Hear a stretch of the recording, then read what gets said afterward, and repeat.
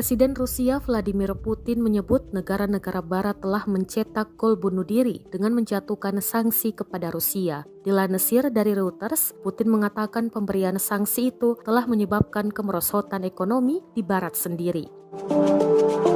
Berbicara tentang keadaan ekonomi domestik Rusia, dia mengatakan inflasi stabil dan permintaan retail di negara itu telah normal. Negara-negara barat diketahui telah memberlakukan sanksi berat terhadap Rusia atas invasinya ke Ukraina.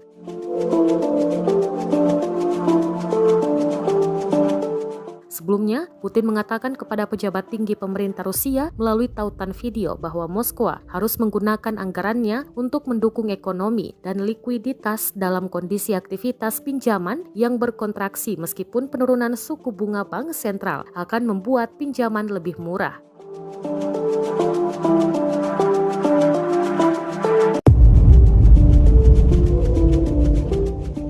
Terpisah, Kremlin menuduh Ukraina mengubah sikapnya terhadap isu-isu yang telah disepakati dalam pembicaraan damai. Reuters melaporkan bahwa juru bicara Kremlin, Dmitry Peskov, mengatakan kepada wartawan melalui panggilan konferensi bahwa kontak berlanjut pada tingkat ahli dalam proses negosiasi.